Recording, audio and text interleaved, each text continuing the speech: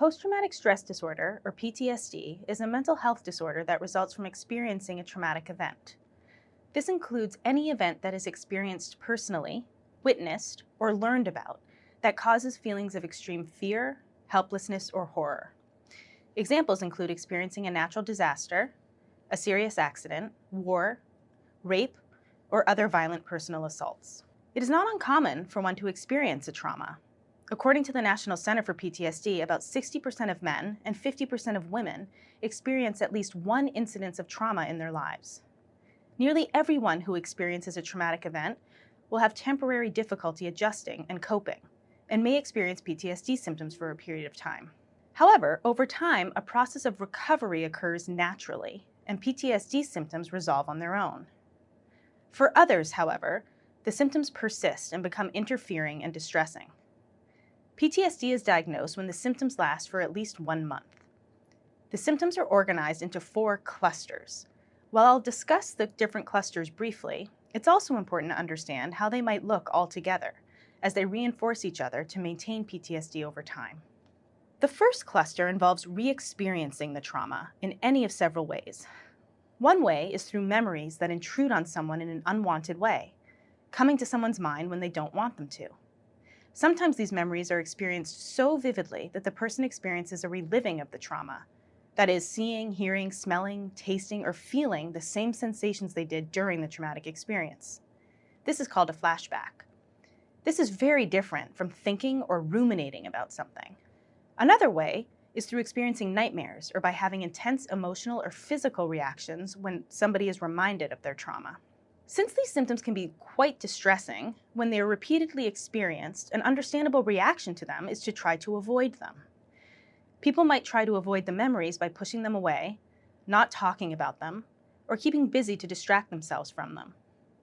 They may avoid the emotions associated with the trauma by shutting down, meaning they try not to feel any emotions. They may also try to avoid reminders, such as people, places, or situations that remind them of their traumatic event. It is important to understand that avoidance is an understandable strategy to help manage symptoms, and it might work in the short term. However, over time, it actually prevents one from recovering. For example, the more one tries to push memories away, the more they will intrude on their mind, and the less control they'll have over the memories. Let's take an example. I'd like you to think about anything right now, anything at all, except for a dancing panda bear. Think about anything at all except for that bear. What do you notice?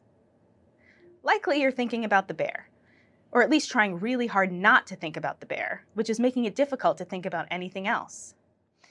In PTSD, as avoidance strategies become less effective over time, one might increase their use to continue to try to manage symptoms.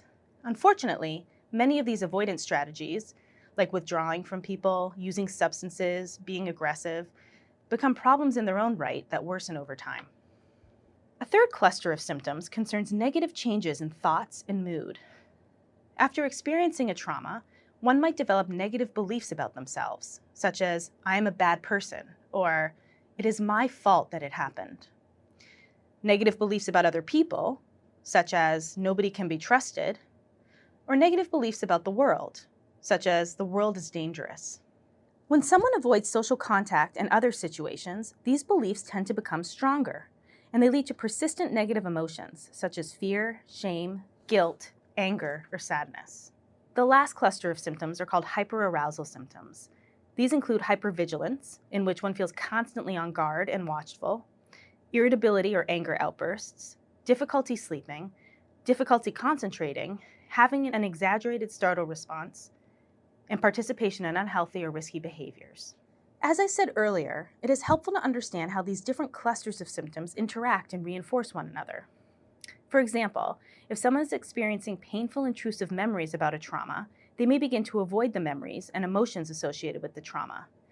This in turn leads to feelings of emotional detachment that cause the memories to intrude even more.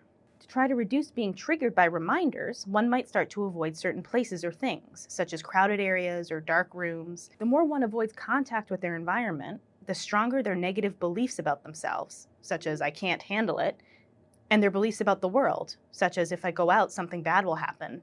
The stronger those beliefs become, and the more intense their negative mood becomes.